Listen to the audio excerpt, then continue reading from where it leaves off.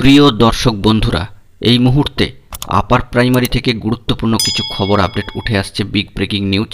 বিস্তারিত এই ভিডিওতে আলোচনা করছি, তাই অবশ্যই ভিডিওটিকে শেষ পর্যন্ত দেখে নেওয়ার প্রয়োজন রয়েছে এবং চ্যানেলটিকে এখনও যারা সাবস্ক্রাইব করেননি এখনই সাবস্ক্রাইব করে নিয়ে সঙ্গে থাকুন। বন্ধুরা, আপার প্রাইমারি শিক্ষক নিয়োগের ক্ষেত্রে কলকাতা 2016 গেজেট অত্যন্ত গুরুত্বপূর্ণ এবং সেখানে বিভিন্ন নিয়মাবলীর মধ্যে সিট আপডেট প্রসঙ্গে রুল 83B আরও বেশি তাৎপর্যপূর্ণ, কারণ এর উপর নির্ভর করে দাঁড়িয়ে রয়েছে কয়েক হাজার যোগ্য বঞ্চিত চাকরি প্রার্থীর জীবন জীবিকা এবং ভবিষ্যতের কর্মজীবন।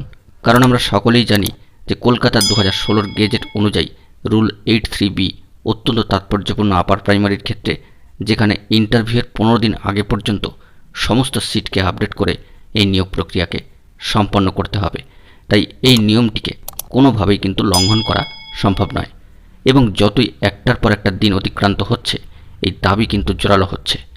প্রচণ্ড দাবদাহ, গরম এবং ঘর্মাক্ত দিনে এই সমস্ত যোগ্য বঞ্চিত প্রার্থীরা, অর্থাৎ ইন্টারভিউ বঞ্চিত আপার প্রাইমারি চাকরি প্রার্থী বৃন্দ, তারা তাদের অবস্থান কর্মসূচির 345তম দিন অতিক্রান্ত করে 346তম দিনে পদার্পণ করল এবং বলা যেতে পারে এই প্রচণ্ড দাবদাহ ও গরমের মধ্যে তারা কিন্তু তাদের দাবিতে অনড়, কারণ সিট আপডেট করতেই হবে।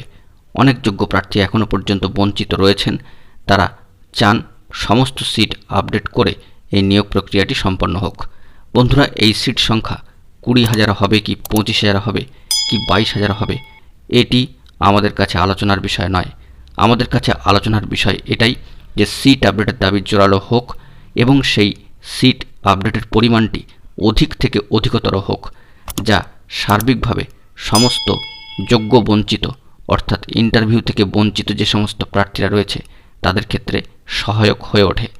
তাই সিট আপডেটের জোরালো দাবিকে রাখতেই চলে আসতে হবে ইন্টারভিউ বঞ্চিত আপার প্রাইমারি চাকরি প্রার্থী বৃন্দের যে মঞ্চ মাতঙ্গিনী হাজরা মূর্তির পাদদেশে রয়েছে, সেখানে তারা লড়ছেন সকলের জন্য, অর্থাৎ যারা বঞ্চিত হয়েছেন।